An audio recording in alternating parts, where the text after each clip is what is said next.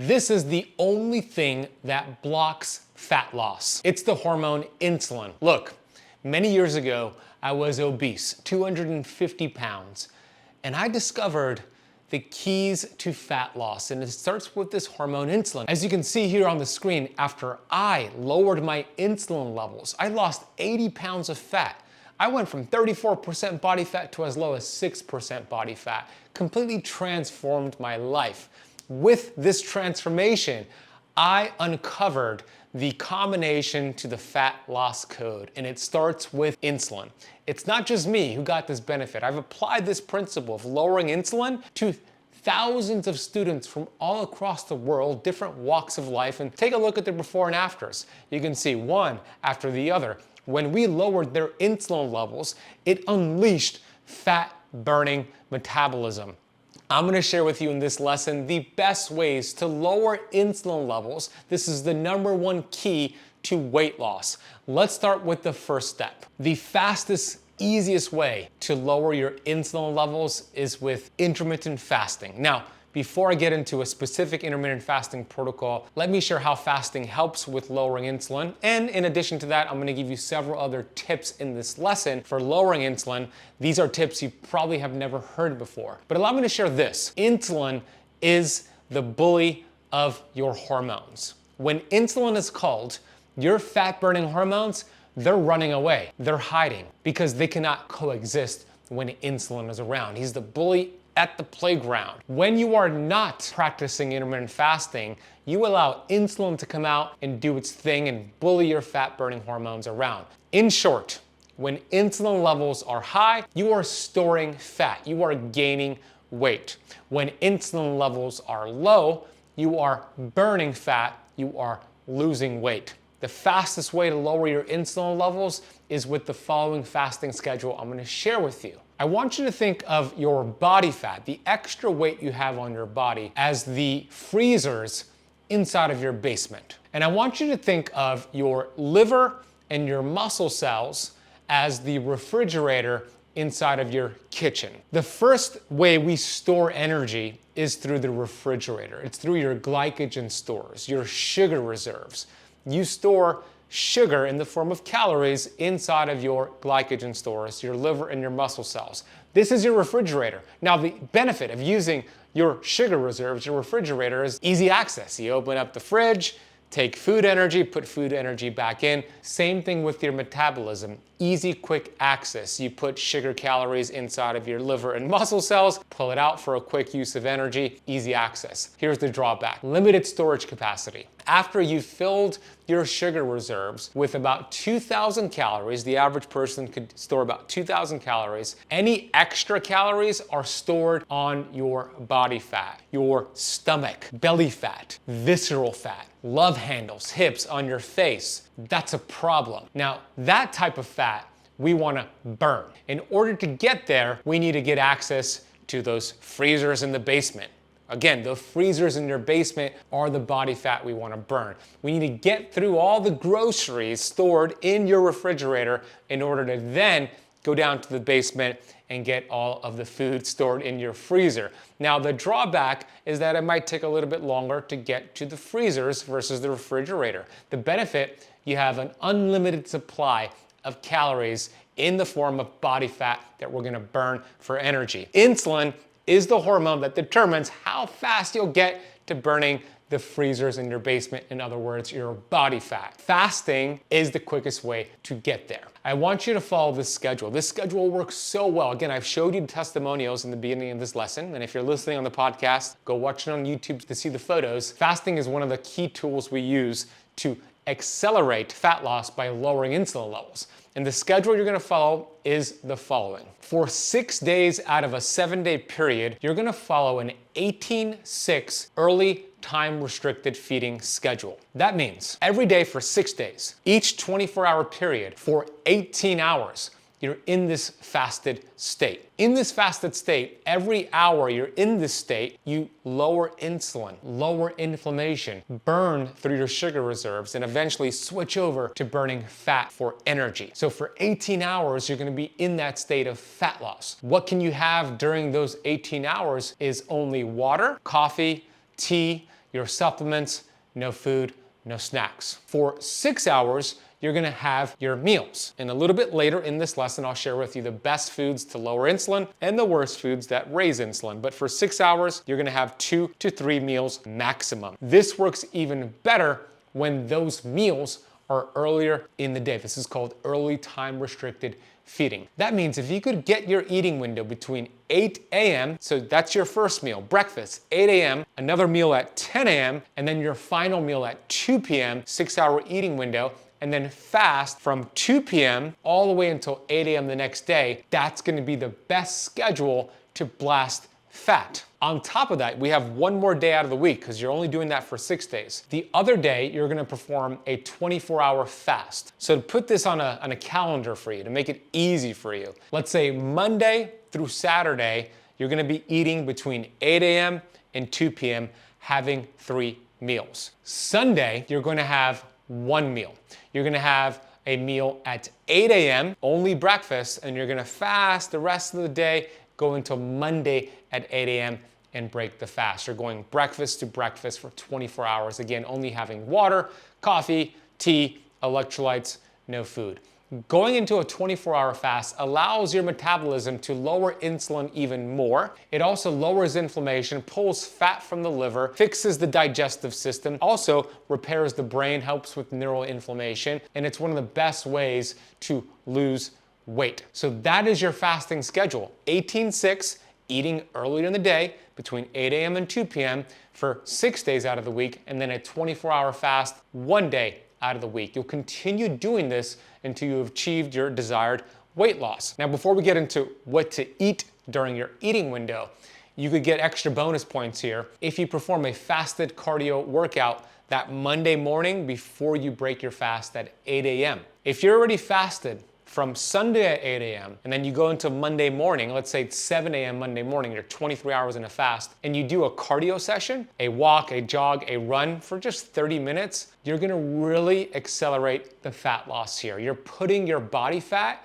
at the front of this metabolic bus to be burned efficiently for fuel. Versus having breakfast and then going to work out, you put the calories from the food at the front of the metabolic bus to be burned for fuel. So bonus points if you really want to overachieve here. Right before you break that 24-hour fast, get a 30-minute cardio session. Now let's discuss what to eat. Well, we have 3 macronutrients, and when we study human physiology and we look at all the research out there, as you can see on the screen here for those watching on YouTube, it's the carbohydrates that will give you the biggest blood insulin response. Protein, the other macronutrient, and fat, the third macronutrient, gets you a minimal blood insulin response. So knowing this basic physiology means we want to eat more protein and fat, less carbohydrates. Unfortunately, the average American consumes over 300 grams of carbs per day. They're gonna gain weight. They're gonna develop insulin resistance and diabetes. The goal is to drop your total carbohydrate intake under 50 total grams per day.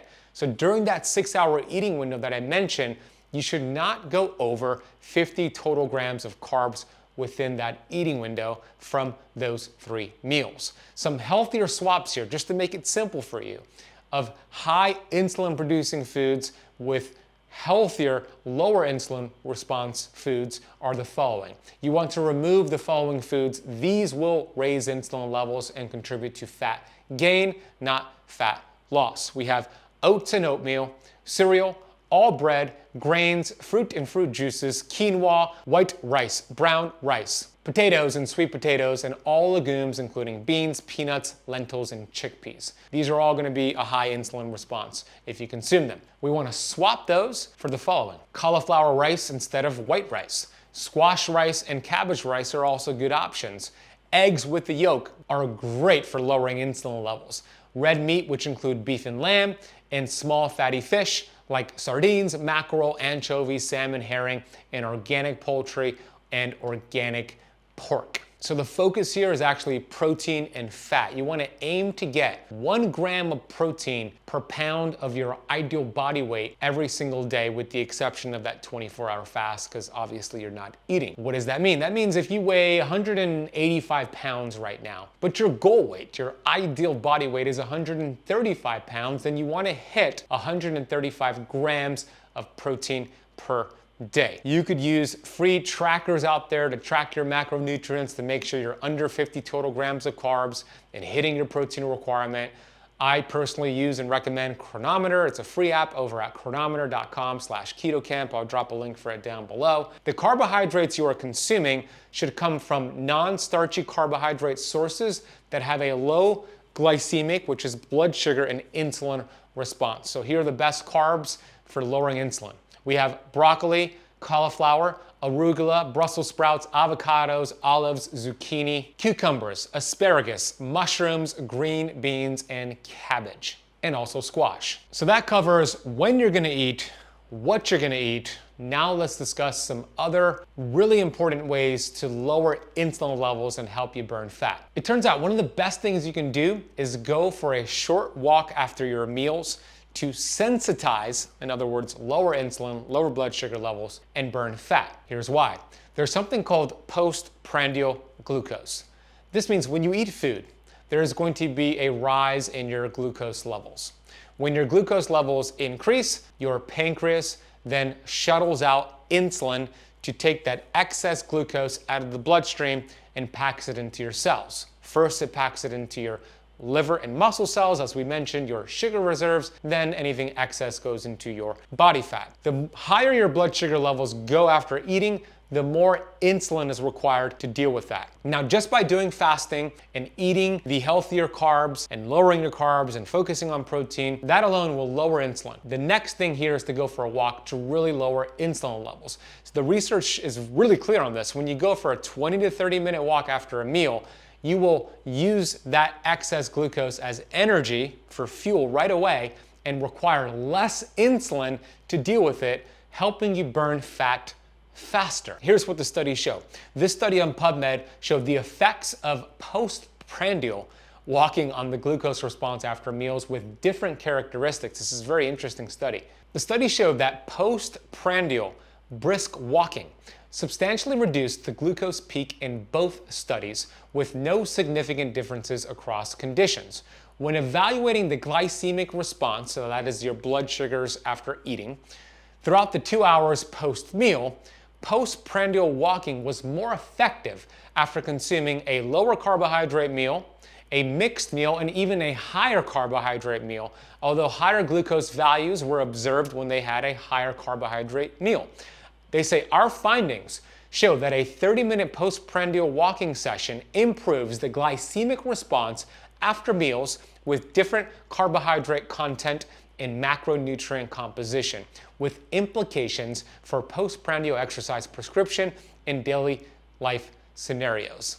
So you want to go for a 20 to 30-minute walk after all your meals. If that's unrealistic, then go for that walk after your biggest meal of the day. Now let's get to some of the questions you have submitted here on the YouTube channel on this topic. The first question is this: how do I know if I have high levels of insulin? I'll ask you 5 questions here.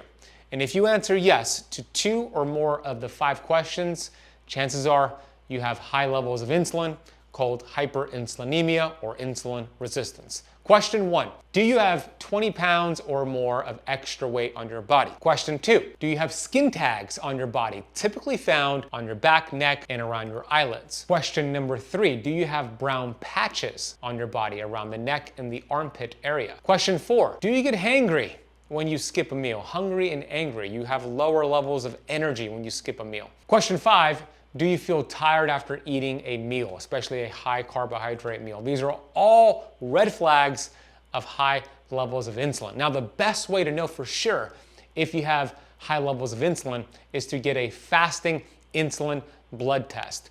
This is a very cheap test. It's a blood test, and if you score anything over 10, you have high levels of insulin. The sweet spot for a fasting insulin blood test is between 3 and 7. Next question is this: I heard building muscle, lean muscle, is good for insulin sensitivity. What are your thoughts?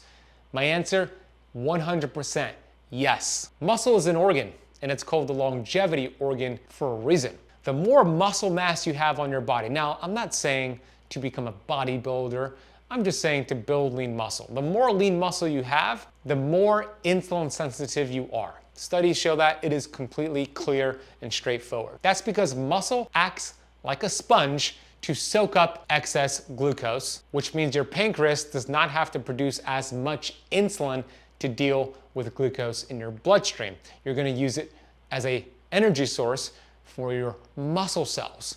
So yeah, work on your lean muscle mass. Do strength training. Great way to become insulin sensitive. It doesn't have to require a whole bunch of time and effort, by the way. 30-minute strength training workout, 3 to 4 times a week. Focusing on compound movements that give you the biggest bang for your buck will be ideal. These are called primal movements. These are movements that require and recruit multiple joints and muscle fibers at the same time, as opposed to isolated movements. Now, it's still exercise and it's still good for you, but doing curls, leg extensions, and isolated movements, tricep extensions, that's not going to get you the biggest bang for your buck. Multi-joint movements are the best for building lean muscle mass. These include squats, push-ups, shoulder press, bench press, lunges, burpees, sprinting. Sprinting is amazing for lowering insulin levels and building lean muscle mass and burning belly fat. So yeah, I am a big fan of strength training. Make sure you're doing strength training to become more insulin sensitive. Next question is, what are your thoughts on meal pairing? Meal pairing is a really interesting concept, and how it works is essentially this. It turns out the order that you have your food in, your macronutrients, your 3 different macronutrients, will determine the insulin and glucose response from the meal. I've personally tested this wearing a continuous glucose monitor along with a lot of my students from the Keto Camp Academy, and here's what the research shows. The Weill Cornell Medical Center had this study, and it said researchers conducted a study with 11 patients who had type 2 diabetes and were taking metformin. Participants ate the same meals in different sequences. Carbohydrates first from ciabatta bread and orange juice, followed by protein and vegetables, chicken breast salad, broccoli with butter, and then they reversed the order the next week. Here's what they found. Results showed that blood glucose levels were 29%, 37%, and 17% lower at the 30, 60, and 120-minute mark when they ate the protein and the vegetables before the carbohydrates. The study also noted that insulin levels were significantly lower when carbs were eaten last. This means you want to have your carbs last. Have the protein and the fat and the vegetables first. Now, albeit you're not having a whole bunch of carbs in this protocol, but the carbs you're going to have, eat it towards the end of a meal. There's also a study from the Japanese study on food order, which showed something very similar. Participants consumed vegetables, protein, and fat before carbohydrates, leading to significantly lower blood glucose and insulin levels compared to when they ate carbohydrates first. This suggests that starting a meal with non-starchy vegetables and protein can slow gastric emptying and enhance the secretion of hormones that help regulate blood sugar. Here are the mechanisms of action of how this works. As I just mentioned, there's slower gastric emptying. Eating protein and fat first slows the rate of which food leaves the stomach, leading to a more gradual absorption of the glucose. Consuming protein and fat before carbs can increase the secretion of hormones like GLP-1, which stimulates insulin secretion and helps blood sugar without causing a spike in insulin levels. And I'll drop these studies in the notes for you to check out, by the way. The next question is this: does poor sleep raise insulin levels? It does, and it's one of the fastest ways to pack on fat with high insulin levels. That's because sleep is the Swiss Army knife of health. When you improve your sleep, you improve insulin sensitivity, you burn fat, you feel good. I want you to imagine your body as a well-orchestrated symphony, where each instrument represents a different aspect of your metabolism. Sleep acts as the conductor, ensuring that each instrument plays its part harmoniously. When you don't get enough quality sleep, it's as if the conductor is absent and the orchestra is going to fall out of sync. Stress hormones like cortisol start playing too loudly, drowning out the soft, steady rhythm of insulin, which is crucial, as we established, for regulating blood sugar. Simultaneously, hunger hormones like ghrelin and leptin start playing erratic and conflicting tunes leading to overeating. This chaos results in a disjointed performance where blood sugar levels rise uncontrollably, much like a symphony gone awry without its conductor. Okay, what does that analogy mean exactly? That means if you're not getting quality sleep, that following morning, you're gonna have higher levels of cortisol, the stress hormone, higher levels of insulin, higher levels of blood sugar, higher levels of ghrelin, the hunger hormone, and lower levels of leptin, the satiety hormone. All bad things, and studies back this up. In this one study, the authors found that after 1 week of shortened sleep, your blood sugar levels are disrupted so significantly that your doctor would classify you as being pre-diabetic. When you're not getting quality sleep, the beta cells in your pancreas stop being sensitive to the signal of high glucose. Research presented at the Experimental Biology 2009 meeting highlighted the link between short and poor sleep and the increased risk of overeating and type 2 diabetes. Studies such as those published in the Annals of Internal Medicine and the Journal of Clinical Endocrinology and Metabolism and others highlight how sleep restriction in healthy adults resulted in decreased insulin sensitivity and hormonal changes that increase appetite and caloric intake. These studies show that sleep deprivation disrupts appetite regulation, leading to overeating and higher levels of insulin resistance. Stress responses and hormonal changes, including elevated levels of insulin and cortisol, also make this more complicated. A study published in Diabetes found that restricting sleep to 5 hours per night for just 1 week significantly reduces insulin sensitivity in healthy men.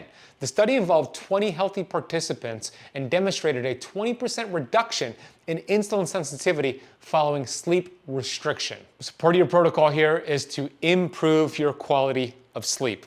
You could do this by not eating anything right before bed. Hey, perfect. The protocol I gave you, make sure you're done eating by 2 p.m. That alone will help with good sleep. You can also do this by making your bedroom dark and cold. Studies show in order to get good, deep delta sleep, this is the sleep where you burn fat, your temperature in your bedroom should be somewhere between 62 degrees Fahrenheit and 67 degrees Fahrenheit. And you also want to make sure it's a dark bedroom. So wear a sleep mask, put blackout curtains, make it a dark bedroom. You'd also consider supplementing with magnesium, potassium. Melatonin is great for sleep. The overall goal here, if you want to get the best results with this protocol, is to improve your sleep quality. Not necessarily your quantity, meaning the total amount of sleep, but your quality, meaning the quality of the sleep you are actually getting. You could track your sleep with sleep trackers. I use this ring called the Oura ring, and I'll drop a link for it down below, which shows you how much total sleep, REM sleep, deep sleep you're getting. So just make sure you're prioritizing sleep. So there you have it. That's the protocol. Lower insulin, burn fat. I'm excited to hear about your results. On top of everything I just mentioned, I would also recommend checking out an egg fast. This is a 7-day protocol, which has amazing benefits for fat loss and lowering insulin. This could be another thing you throw into the mix, and I just did a whole video about this, how to lose 10 pounds in 7 days with an egg fast. Check out this clip. I'll see you in that next video. This protocol is perfect for the following people. You've lost some weight, but you still have the last 10 pounds to go. It's also for the person who has an upcoming event, an event that you wanna look lean and you wanna drop 10 pounds in a week. This will do it for you. This is also for the person who has fallen off track with their diet and nutrition and wanna get back on track to kick